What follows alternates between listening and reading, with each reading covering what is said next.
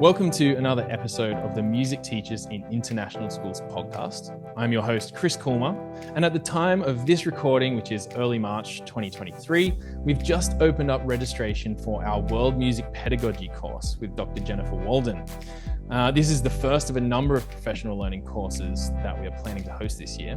So keep in mind, if you're keen to keep up to date with all of these courses, then do sign up to the MTIIS 3 Things newsletter, which comes out every 2 weeks and includes info about the latest podcast, an international school-specific music ed resource, and a professional learning opportunity.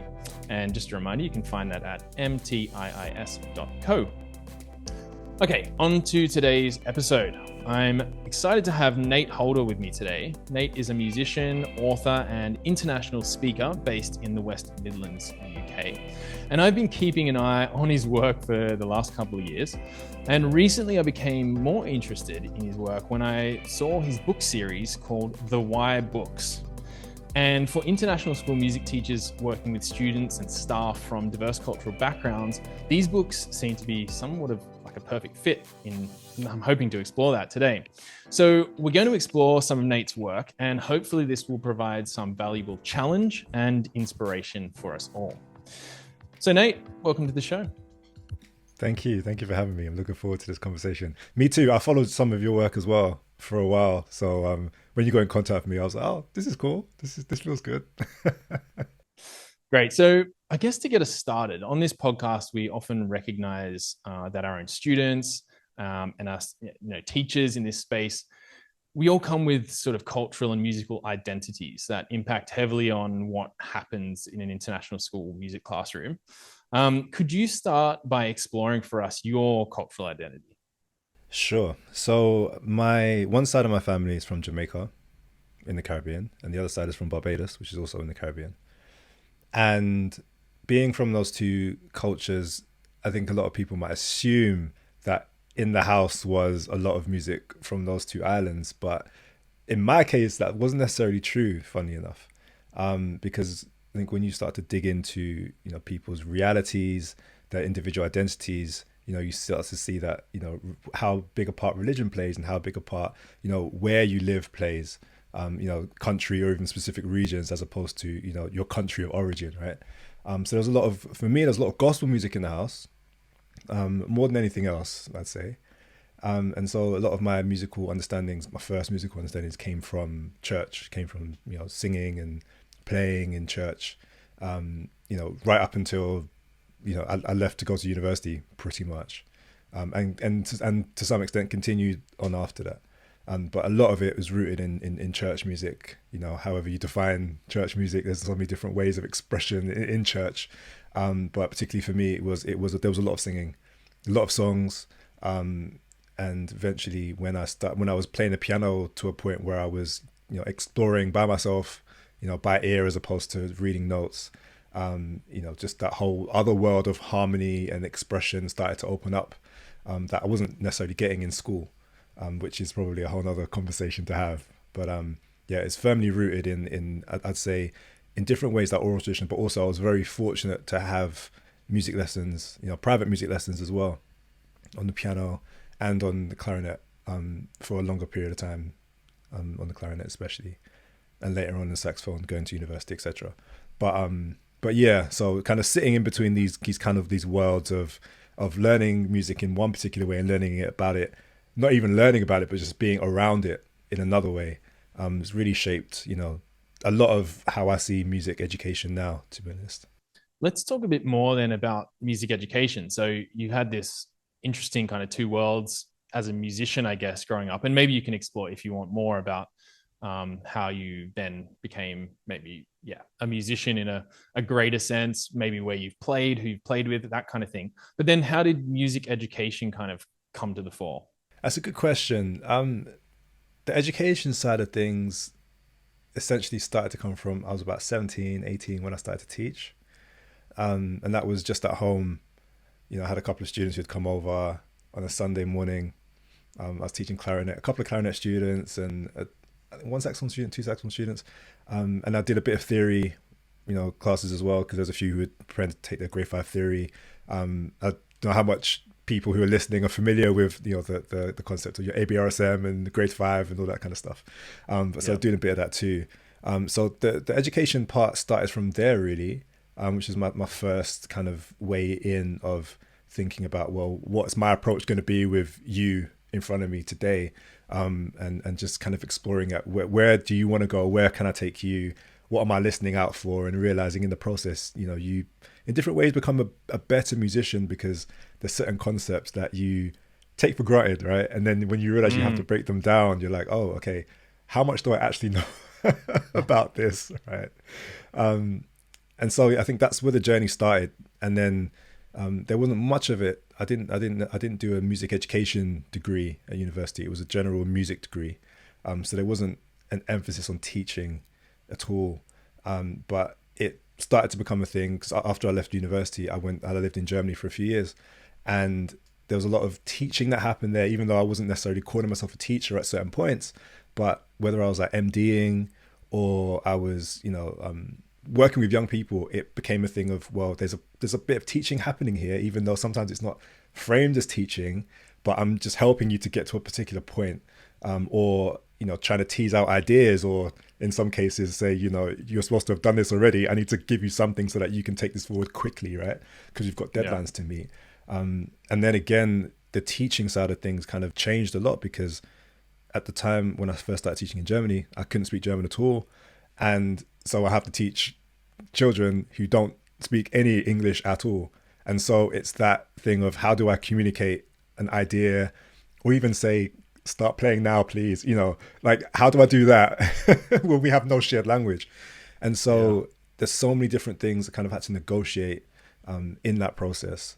And then essentially that kind of culminated in coming back to the UK and doing some teaching in primary schools, especially like early years settings. And it was just really, again, all of these different experiences kind of merging into one to kind of form how I see and I think now, mixed with a lot of kind of cultural ideas around how I grew up, and just reading and research and figuring out, okay, there's lots of different ways to do this thing, and to learn about music and to teach music. So how can I in different ways help others to either see that or help them to recognize that actually how they do things is as legitimate as some of the other ways of learning and teaching that a lot of us are kind of taught, is the right way to do things.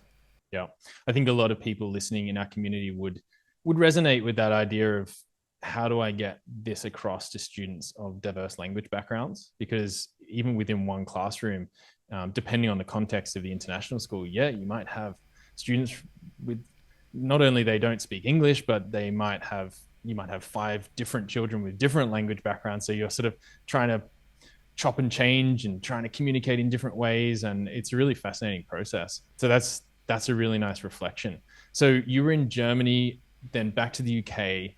It seems like now you're working on all sorts of stuff, lots of different projects, and maybe we might have missed some things. So if we have a bit of a gap between where you're at now and coming back to the UK, we can fill that in too. But award-winning author, speaker, consultant, what are some of the projects that you're working on now, and what are you sort of enjoying the most? Now, so there's a book that's due to be released in September, I think on the 1st of September, called Listen and Celebrate, which is a book specifically for Key Stage 3, which is, children who are in secondary school, which would be, is that what, high school, I guess, kind of internationally known as like high school, right? So from the ages of 11 plus, and which is kind of a follow-up from a book that I did with HarperCollins last year, 2023.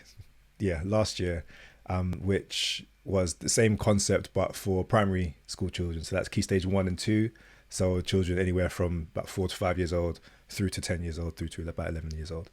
And so that's been a really interesting process of trying to get together 15 composers from various backgrounds and various styles of music, and trying to give children a range of things that they can listen to, plus some extended listening, plus giving them a range of things to teachers to teach and to explore, because we don't want to explore the same the same style in the same way, giving them a range of different activities to do and so on. So it's been a really in-depth process around, and lots of listening to find stuff that, you know, is either is both interesting, relevant, in some ways important. You know, obviously that's coming from my own biases about what I believe might be important, right? But and enjoyable and fun, because I think sometimes that's the element that we can also miss sometimes. It's just like actually what's fun here and what's going to keep children engaged and have them kind of have those moments of like, oh yeah, I know that, or oh yeah, that's really interesting, or I've never heard that before, you know. And I guess that feeds into conversations around, you know, what styles should children be learning. If they're really into a particular style, should we be giving them something that's very different, you know, or should we be helping them to understand what they already know? So that's a whole other, again, conversations to have. But outside of that, working on a couple of other books as well, which again, you know, very interesting. One focusing on North American musicians, indigenous musicians, and another one which is a much more general look at music for children aged about 11 to 13. It's a very kind of you know, short introduction to music. What is this thing? Which is challenging, because it's like, well, where do you start with something like that? But yeah, lots of different things, and plus been very fortunate. Just been doing bits of recording here and there with like different artists, and still playing, you know, as usual, and doing some really interesting consulting work with some hubs and some speaking engagements, which, you know, stretch me a lot, because I'm not someone who tries to do the same thing over and over. I'm always trying to do something different and bring a different angle and bring in different stories and ideas. And so, yeah, doing some of those have been, especially in different contexts, in different countries, have been really challenging, because again, it's realizing that, you know, my idea of what's happening in the UK is not the same as when I did something in Luxembourg, for example. It's different over there. And it's different, you know, in Australia it'll be different, in India it'll be different, in America or Canada. And so, you know, all of these different things, you know, constantly flying around, and then also just trying to make sure that in the books that I'm doing, that, you know, it's, again, like I said, it's engaging, and it's bringing as much as possible stories that we don't often hear about, and bringing them to the fore as well. Sounds great. Just to clarify, what was the name of the book, the new book? Listen and Celebrate? Listen and Celebrate, yeah. Yeah. Okay, we'll have to keep an eye out for that one. Sounds like a lot of writing on the cards. Oh yeah. Oh yeah. Yeah. And which is funny. And I don't know, maybe this is your experience too, right? But you kind of, I don't know, when you're 15, the idea of what you think you're going to be doing when you're like in your 30s or whatever is often very different to what happens. And the writing thing was never a goal for me at all. To have written a book, let alone several at this point. So maybe for you, even with the podcast, I don't know if this was, you know, a dream of yours. But yeah, I mean, just to briefly answer that, probably not. I mean, what was a podcast? Well, yeah. but even then, like, it is funny how you just get to these points, feel like, oh, I'm making a podcast. But it's about, like you said before, it's about enjoying the process of it. And I think that's what I love most about writing and making podcasts, is the process, the learning, the sounds cliche, but the journey of doing it and bringing all the skills in. You know, you bring all these different little skills from all over the place. You're like, oh yeah, that makes sense that I'm doing a podcast, but you would never have guessed it. And I wonder if it's the same for you with writing. Oh, absolutely. And I think even going back to, you know, teaching young children, you realize the way in which when you write, there's very little you can assume, you know. And in one book that I've been working on, even just realizing you can't just say this is a C major scale, because that comes with a whole heap of assumptions that you understand, you know. Yes. You know, without even going too technical, forget about like equal temperament and all that stuff, right? Just you understand what whole and half steps mean, and, you know, you can conceptualize a keyboard, and or you have an understanding of what that is or what it sounds like. And so, you know, you realize especially for young children as you're writing, there's so many assumptions that we have as adults when we just talk about a concept, and as a child, if they don't understand that concept yet, it's very, very easy to get them for them to be lost straight away by you saying, yeah, this is yeah, like I said, like this is a major scale, and it's like, okay, but what is that actually? You know, Yeah. to a 7-year-old, like what is that? That means nothing to me, you know? Yeah. I mean, those two words, major, scale, like context. What are you talking about? What is major? You know, there's so many applications of that word. And then scale. Are you talking about weighing things? Are you talking Yeah. like just that in itself? There's just so much in language. And oh, that's a really cool point. Yeah. Oh, we could probably go down that rabbit hole a lot. But I want to talk more about your books. And as I mentioned in the intro, I've been really kind of captured by the why book. So we're going to definitely come to that because I think, as I said earlier as well, this would be a great thing for our community to look into more. But before we do that, I'd like to, if we can, talk a bit about this thing called decolonisation. And on your website, you sort of mention it a little bit. So some of our community will be familiar with this term. And I guess for the sake of clarity, or whatever that even means, could you try and define that concept in a general sense and then maybe explore how decolonisation might apply to music education and curriculum? Okay, I will try. So what's been really it's absolutely been a journey, this idea of decolonization, right? Because I think in the first instance there were ideas that I had about what it is, and you know, the more I research and listen, you realize that it becomes so much broader and so much more nuanced at the same time. And so trying to define it becomes very difficult. And I've realized, to be fair, that, you know, sometimes when we try to define these things, essentially, if you're trying to define something, it's like this, you're talking about a volume, not just, you know, a couple of sentences to say, well, this is what it is.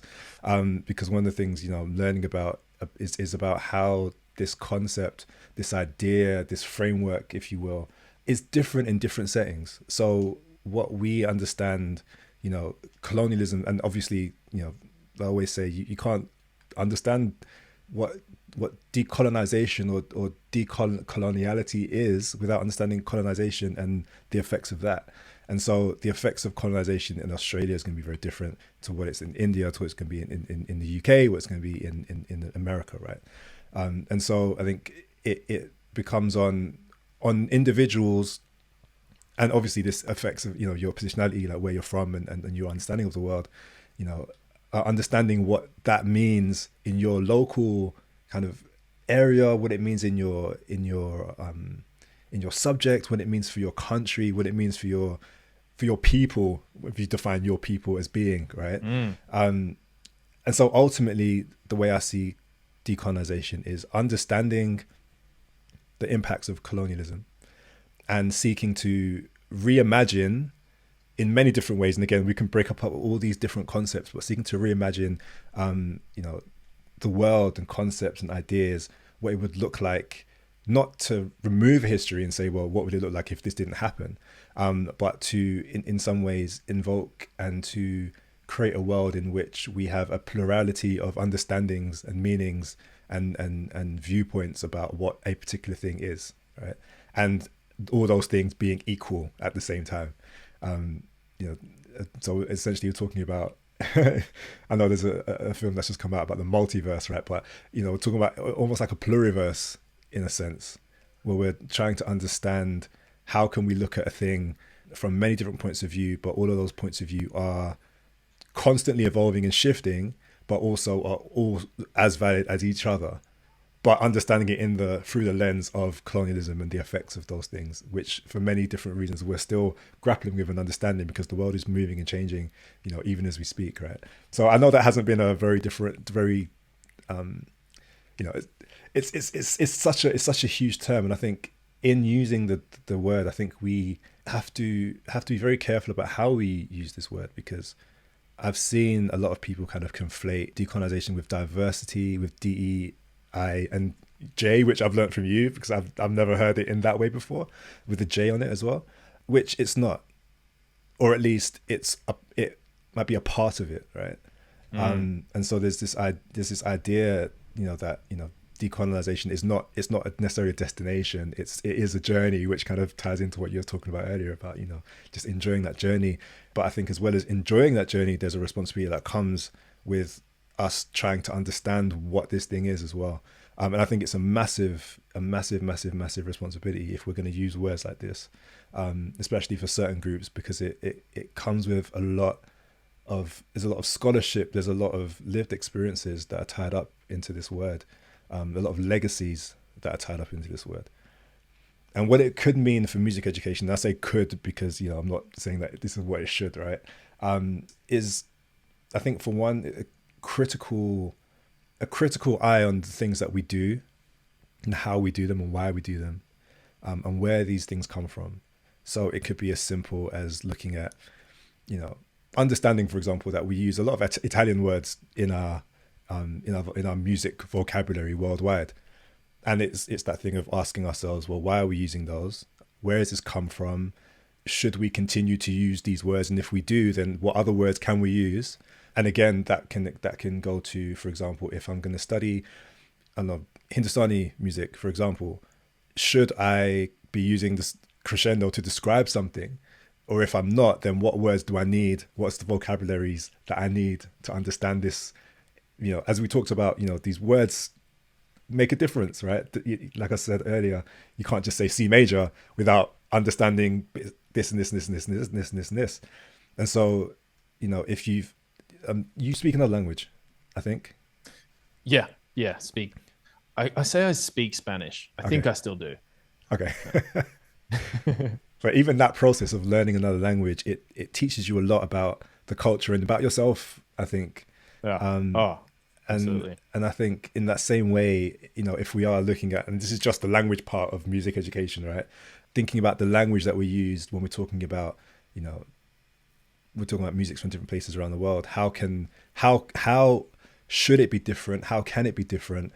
And who are the people who have that knowledge who we should be asking, you know, about how we can talk about these styles of music and the languages that we need to kind of frame all of this in as well? Because, you know, you realize that actually in some ways it's very difficult, and some of these concepts don't match, you know, when you just say, all right, I'm just going to use this word instead of this word, but it doesn't always, like if you're trying to translate from Spanish to English, it doesn't always match like that. And so there might be a deeper understanding about how to use these words and to how to contextualize these words rather than just saying, okay, we're just going to swap this for this now, which kind of speaks more into, you know, again, that way of looking at something from one particular lens as opposed to another one. But then how deep you go into looking into it from that particular lens as well, right?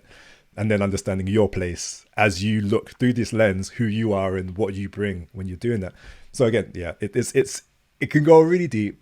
And that's even just what I've been describing in a sense, is just looking at kind of the epistemology side of things. It's not necessarily looking at the kind of what we might, you know, refer to as like the material side of things, you know, kind of the economic side of things, which underpins so much of what we do. So I think it's a massive concept. And again, like I said, I can't stress enough, I think there's a really deep responsibility that comes with engaging in this work, or even engaging with the word itself, because it can be very easy. And I've seen it, and maybe you've seen it too, you know, where this word kind of gets used interchangeably with diversity or with inclusion, and it's about making people feel good and feel included and feeling like they belong in a classroom, whereas it's much deeper than that.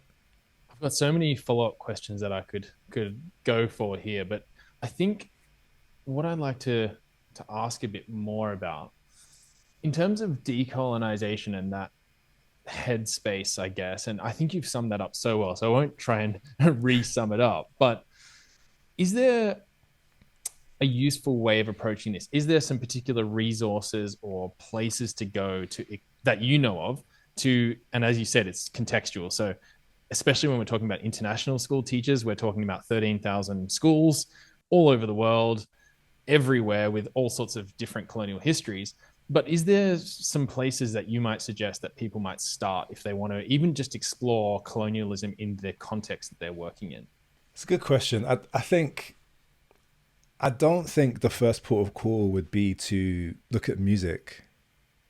I think the first port of call should be looking at, finding resources that explain and help you to understand the histories of, a particular place or particular people, because I think the music comes from that, right? I don't think you can separate out a group of people from their music in that way, to kind of just look at the music and forget about the people, because I think that's often what happens in many cases, right? The music gets taken away from the people who created it, and then it becomes about, and then there's this massive disconnect between the two, and then you have the people who are saying, you've taken my music, or my languages or my clothing, and you're using it, you've appropriated it, and you're doing something with it that it wasn't intended for, or you've just taken it way out of context. And so, I think it does first of all come down to understanding people and culture before we go into any specifics about music, because they're linked so heavily. I don't think we should be exploring music without the histories and the sociology and the sociological side of all of this as well. So that's what I'd recommend, to understand if it's Malaysia, if it's Portugal, if it's Brazil. It's understand where you are, understand the people, and then understand yourself in relation to all of these things, and then take it from there. But can I ask you something? So I'm not, I've never been to an international school, as in I never attended one. And so my idea of what an international school is might be different to actually what it actually kind of is and represents. But how as we're talking about kind of colonization and these topics, what are the origins of international schools themselves, and are there links between kind of colonization and this concept of the international school? Great question. And so for those who are listening, I just want to echo first, before answering the question, what Nate said about just understanding context. And for me, having lived and worked in international schools in Argentina and Malaysia, it wasn't until I understood the colonial history that I could really kind of understand culture and people. I mean, there was lots more than just the colonial history. There was probably way more prior to that too, but it was really powerful doing that process. So if you're thinking about this, I would encourage everyone to just think, what is the colonial history of the place where I'm living? I think that was a really important point. International schools, this is a really fascinating area, and the scholarship on international schooling is becoming more and more rich. There's more people looking into this space. It's quite a young space in terms of understanding what it is, or kind of going to your approach to the word decolonization. Even the concept of international schooling is almost impossible to define. And there's lots of scholarship just on that. How do we even define these things? But historically, I would be confident to say that yes, there's quite a clear connection between colonialism, and international schooling. Some of the earliest international schools were parts of different groups moving around the world to colonize other places. Some were on the back of missionary efforts, some were on the back of exploratory efforts, and usually the schools were set up to cater to the children of families doing the colonization, if we use that term, and it provided an education in the context of the colonizers' education. So if it was from the UK, from Australia, America, whatever, it was usually that curriculum was brought over and was part of that process. So there were some early international schools set up around that model. Some of them were quite overtly done. It was like, here is an elite model of education that we are going to present to a nation and suggest that this is the way that education should be done, as well as this is the way to govern your country, as well as this is the way to live, to operate economically. So it was part of a wider colonization process potentially.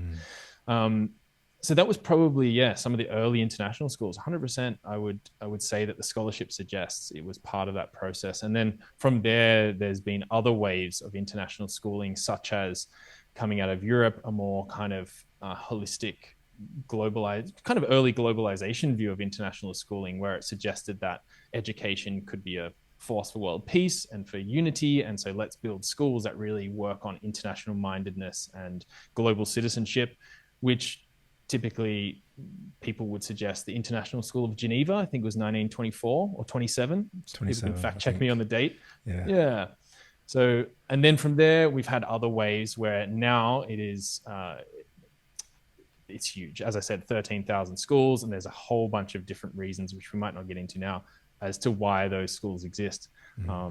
Most would probably agree that there's some kind of economic rationale behind why the school exists, but there's a whole bunch of other reasons why. So I think I went a bit deep on the answer to that question, but it gives you maybe a bit of a chronology, if you like, maybe of what we know about international schooling.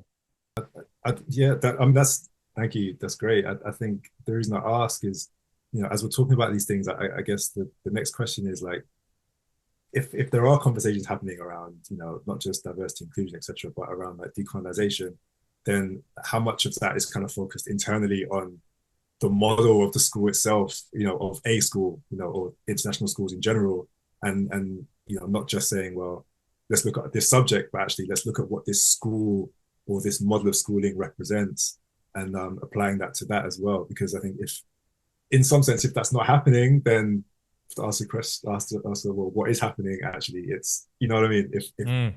If decolonisation is about, again, kind of going back to it, kind of looking at the structures, not just, the thing itself, but what holds that thing in place, then, again, the question is are the conversations kind of, that reflexive kind of critique of who are we and what are we doing, and in different ways, how can we be actually perpetuating, the same ideas that we're saying that we're trying to fight against, even by doing those activities themselves. Yes, Nate, I think this is such a great question and such a useful question. I won't try and answer it here because I'd really actually love to hear from the community on this one as well. I mean, I could give my 2 cents. I think you're definitely asking the right question. And what I will say though, is that there is conversations happening around this very concept. Like, what is the purpose of international schooling? What is it doing? What message is it sending? And there's some great research in this, and I'll just mention a couple of people: Hayden and Thompson. You can Google that and you'll come up with a whole bunch of results about what their studies are looking at, and Tristan Bunnell as well, NNL Bunnell. They're some of the ones that spring to mind straight away that have really dug into this critique of international schooling. So there is a critique of it, and it's a fascinating journey, and I encourage everyone to look into this and to think about this question, because I think it's a really special and important question. So I'll kind of go there. And if anyone wants to talk to me more about this, please ask. I'm always up for this conversation, but I want to leave the question there too for everyone to explore. I hope that's okay, Nate. Yeah, absolutely. Absolutely. Okay. Let's talk about the Why books. I was immediately struck by these books. I thought just the titles spoke to me straight away. And I think, if I'm not wrong, they sort of focus on the elementary, primary kind of level. So just maybe you can touch on that for us. But can you tell us where the idea for these books came from and how music teachers might use them in class? Sure. So the first, it kind of goes back to the first book I wrote. So that came out in 2018. It was called I Wish I Didn't Quit Music Lessons. And can you just say that again for us? I Wish I Didn't Quit Music Lessons. And that book was based off of conversations I had with people, and also and my own personal experience of just being in that space of, oh yeah, I like playing the piano kind of, but I don't like doing these scales, and I don't like doing these exams, and I don't like this, I don't like that. I want to go play football, all of those things. And giving up at the age of, I don't know, I was probably about 12 or 13. And then coming back to it probably like a year and a half later or so, just off our own kind of back, and just being like, actually, my cousin gave me this book, and it was hymns. Actually, it's just a book of hymns, and it had like chord symbols above him, and it was just me sitting at the piano being like, all right, that's a C, all right, that's a G, oh yeah, okay, cool, that makes sense. And just kind of going through this book and just going through it. And it was nothing too complicated, but it was there. And I think after doing that book, I just thought, actually, there's so much more that I'd love to explore, and so much more I'd love to give, in a sense. But how to do it. And it took a while to kind of think, what does it look like? How am I focusing on this? What am I going to focus on? And it's about 6 months before we went into lockdown, so end of 2019, when I thought, actually, I've been playing the piano. There's lots of resources out there for children, especially who, you want to learn, where to put your fingers and, just basic stuff, right? All the way through to, advanced stuff, lots of notes. But I realized actually there's so many kids out there, and myself included, I did my grade 8 on clarinet, and I realized that actually you could have asked me, tell me 3 clarinet players right now, and I'd have no idea. You know, Mm. you could have asked me at that point, because for many of you maybe listening, about the grade system. Grade 8 is like, you do grade 8, you're the master of your instrument, right? That's how it feels sometimes. Um, and you could have asked me, tell me a little bit about the history of your instrument, and I'd have no idea. You know, like no idea. And so I thought, actually, Mm. where's the value of creating a book that just, in some ways, quote unquote, just has information about about the instrument and people who have made music on it. That's it. It's not about teaching you how to play. It's just, here's some information about some cool people who made some cool music on the piano. And so yeah, sat and wrote that. And it's been really cool to see people pick it up and just have it in their piano studios, buying it for their children, buying it for themselves, adults buying it for themselves, and just diving into some of the playlists that I made, just learning about different styles, just making sure that it wasn't just full up of classical music, right? But we looked at music from like pop music and gospel music and hip hop that's got piano samples in it, and just trying to put rock music that's got like some really interesting piano stuff, weird facts about the piano, like the most expensive piano in the world, and the oldest piano, and all of that kind of stuff. Just as much fun information that kids might be like, oh yeah, that's really cool. And then some really bad jokes, like terrible jokes in there as well. But even if you're an adult and you read it and you're like, oh, that's awful, with a smile on your face, that's good enough. You know what I mean? It's fine. Yeah. Yeah. So the concept really of all of this is to make sure, and even with the book about Black female composers that I did, it was to highlight people that don't often have a voice, or at least haven't been often been talked about as much, and to approach learning an instrument in a different way. So it's not just about learning about the notes, and how to play it and the techniques and stuff, but it's also, I think, in part about just understanding what this instrument is and some people who have done some stuff. So those are the approaches that I've taken with the books anyway. And so, yeah, hopefully as time goes by, there'll be more out there. But these things take time. So just to help us out here, can you just list the names of the titles of the books? Just run through those just so we can hear what they are. Sure. So it's Why is my piano black and white? Where are all the black female composers? Where are all the instruments? European Orchestra, which is a 32-page picture book for children, just with a story about a bunch of kids, 4 kids who go around different places and find instruments for an orchestra, because they're about to play a concert and they've lost them. So these kids go and they're in space and they're in a playground and they're on the beach and they're finding a cello, they're finding they're finding a clarinet, different kind of instruments. And then the latest book is in that series, Where Are All the Instruments? West Africa. And again, it's 4 kids who are in school, about 32 pages, and their teacher says to them, today we're going to learn about some music from Africa. And one of the kids says, oh, but Africa's a big place, so where are we going to learn, where? And she says, oh, West Africa. And then the question comes back, well, are there other instruments apart from drums that come from West Africa? And then the kids go to West Africa and they find a bunch of instruments from a bunch of different countries in West Africa. Instruments that some of them I'd never heard of before, and some that I heard of before. And, in that book, it was really important for me to make sure that it wasn't, depictions of these countries were real. So they're actual places you can visit, rather than kind of having generic backgrounds of, forests and animals that wasn't the plan to do that. So those 2 books, and I also had those 2 books translated into German as well. So there's German versions of those two picture books, for especially those are more for like younger children. Great. And you've got a podcast too, the Why podcast, the Why Music That's it, podcast. yeah. Can you tell us a bit more about that? Obviously, it's connected to the books in the title. And yeah, how could teachers kind of get involved and find those podcasts useful? Yeah, so the podcast is really it's designed for children, just keeping them short.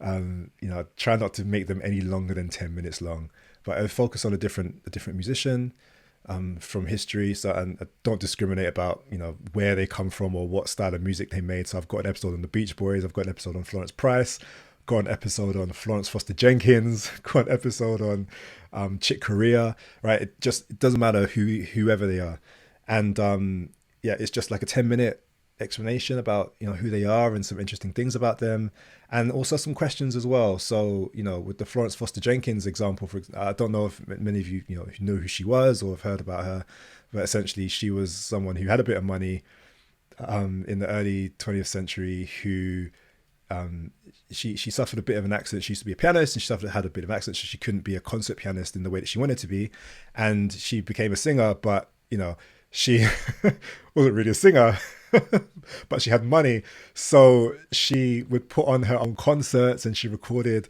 some Mozart and so on. And it's, yeah, I don't want to say it sounds terrible, but it sounds terrible.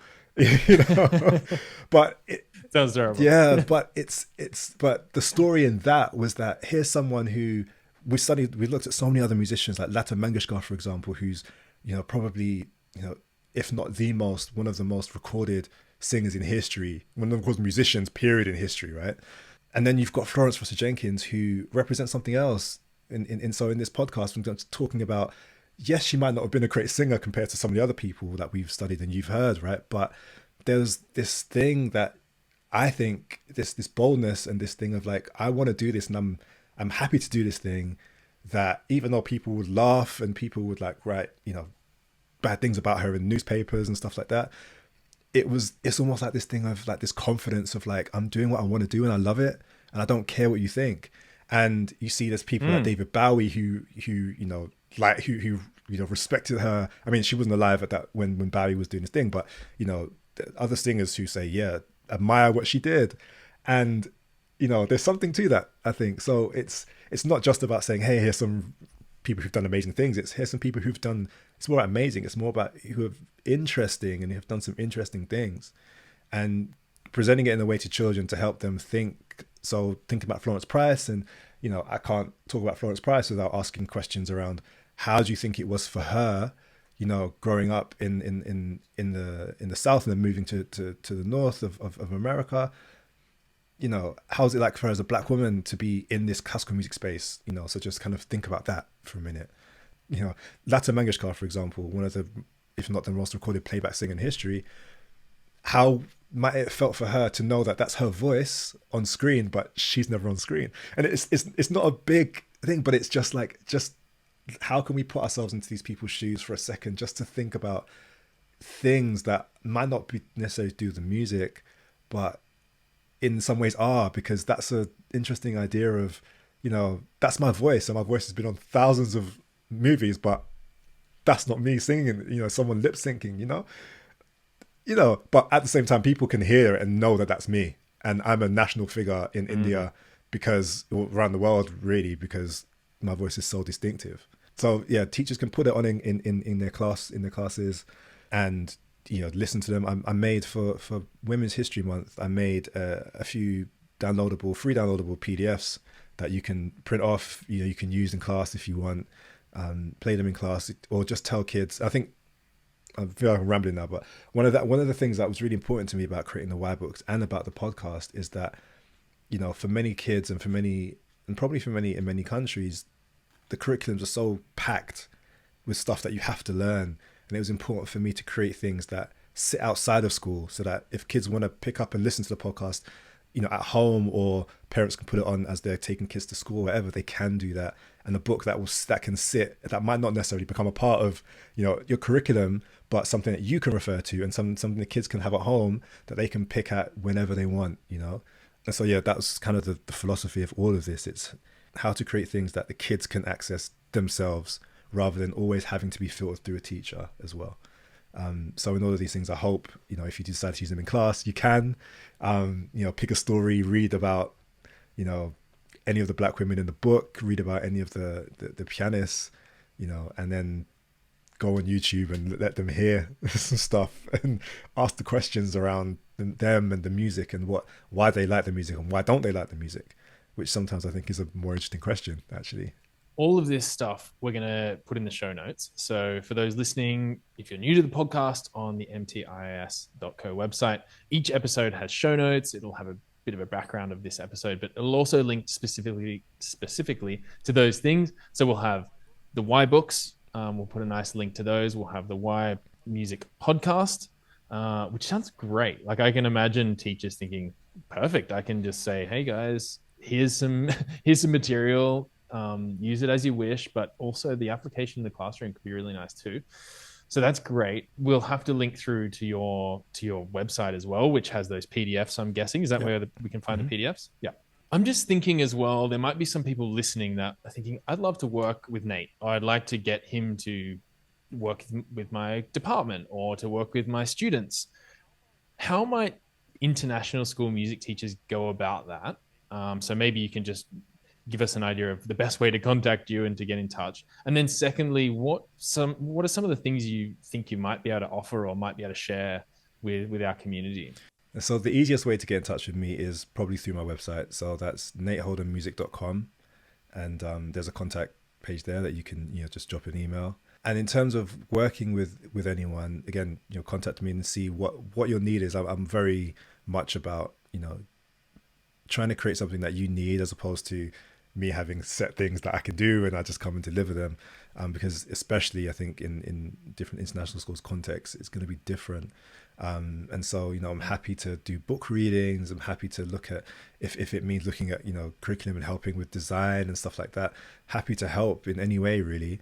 In all I do, I really try to make sure that it is about what you need, what you would like. And then also, that follow-up question about, making sure that it's not just for want of a better phrase, a vanity project, like just to see look at what we're doing, but actually how can we make sure that it's going to impact the students, to close attainment gaps, or to raise confidence, or to expose them to things that they might not have been exposed to before, So yeah, feel free to get in touch, and it'd be great to work with any/all of you if possible.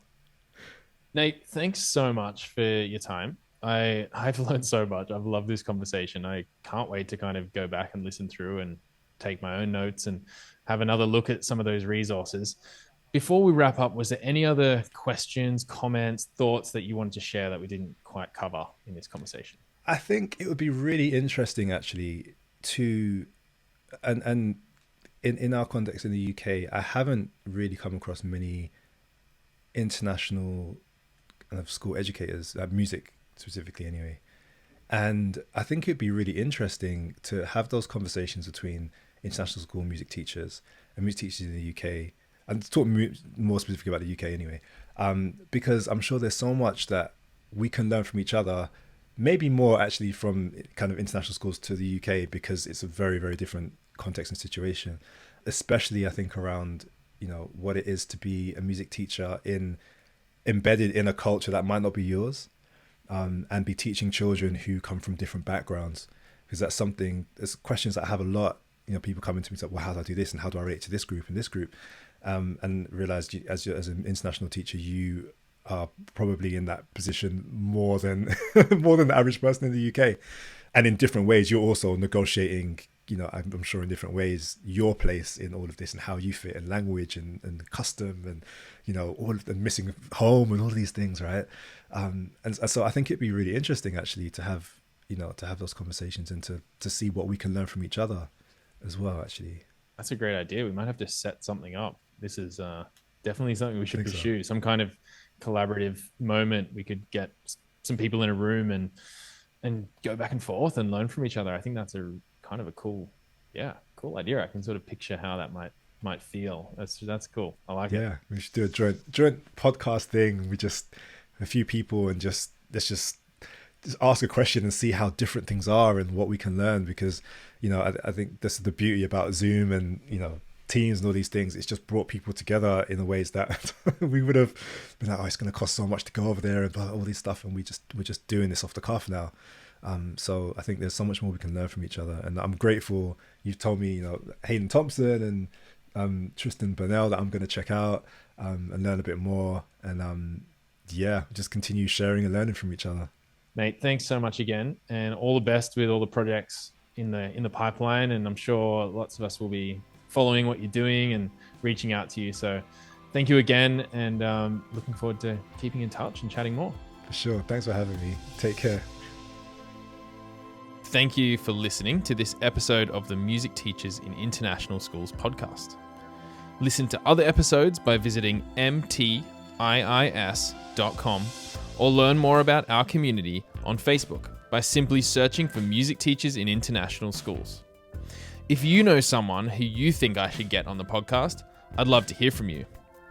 You can find me at chriskoelma.com, ChrisKoelma.com. See you next time.